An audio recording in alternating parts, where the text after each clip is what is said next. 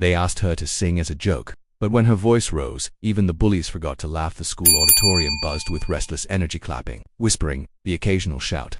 It was talent day at Crestwood Middle, and most students saw it as a chance to goof off or earn cheap laughs. In the front row, Leela Thomas sat still, her white cane resting across her lap, fingers curled tightly around its handle. At just 12, she'd learned how to sit quietly while the world tried to erase her. Born blind and raised by her grandmother in a tiny apartment across the tracks, Leela was used to being ignored, or worse, mocked.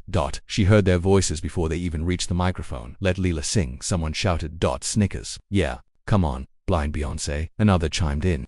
The laughter rolled across the seats like a cruel wave. Mrs. Danvers, the drama teacher, tried to intervene.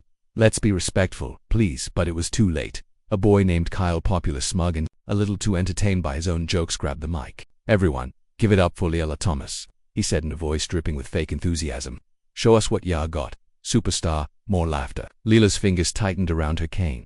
She didn't need eyes to know what was happening. She'd been here before. Kids teasing her for how she moved, how she ate, how she didn't look at people when they spoke. They thought blindness made her weak, but they didn't know about the music. The music was where she saw, where she lived. Mrs. Danvers leaned close. You don't have to do this, Lila. But Lila stood. Slowly, carefully, she tapped her way toward the mic. The laughter died down as a few students began to whisper, is she really gonna do it? She reached the center of the stage and took a breath. The lights above were hot. The silence grew thicker. Even Kyle looked unsure now and then. She sang a single note, soft, pure, haunting. It cut through the air like glass. Then another note, stronger, the melody from Rise Up by Andrade. But not just Sungfeld. Her voice trembled at first, then soared. You could hear a pin drop. No beat, no instrument, just her. By the second verse, kids were sitting upright, phones lowered, mouths parted. Some teachers in the back looked at each other, stunned. It wasn't just beautiful, it was devastating. Like someone pouring their entire soul into sound. By the bridge, someone began to cry. Even Kyle, he stared at her, jaw slack, eyes watering, and didn't understand why he felt so small. She held the final note for what felt like forever. Then silence. No one moved. Then an explosion of applause. A standing ovation. Leela smiled gently, bowed her head, and whispered thank you. She didn't need to see their faces. She could hear everything she needed in that moment.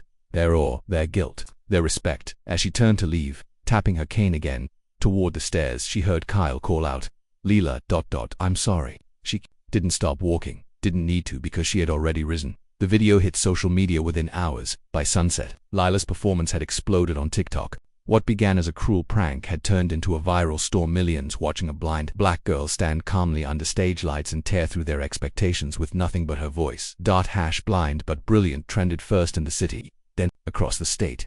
But back at Crestwood Middle the next morning, everything felt strange.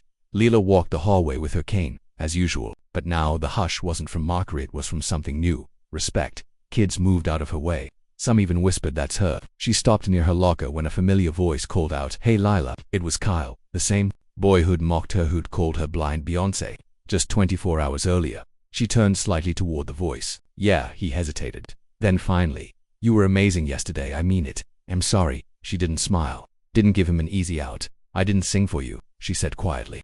I sang because it's the only place I see clearly. Kyle stood there, unsure how to respond. Then a girl from the school choir stepped forward, her voice trembling. We want you to join us for the state competition. As our solo. Lila tilted her head. Are you asking me to sing again? Or making another joke? No joke, she said. Not ever again. Lila nodded slowly. Good, she said. Then let's make them listen. 2 weeks later, the Crestwood Auditorium pulsed with nerves.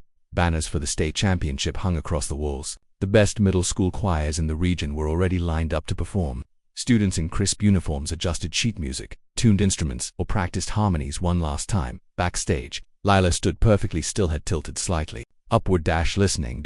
Every sound mapped the world for her. The clack of choir shoes, the whispered prayers, the humming of a rival team, the shallow breathing of her own classmates. She could feel it, the pressure, the expectation. The eyes. And then she heard her own teacher whispering, let's hope she doesn't freeze. Lila didn't flinch. Instead, she reached down and touched the worn bracelet on her wrist. It had belonged to her father, a gospel singer who died when she was 4. You don't need sight to be seen, baby girl, he used to say. Just let them hear your truth.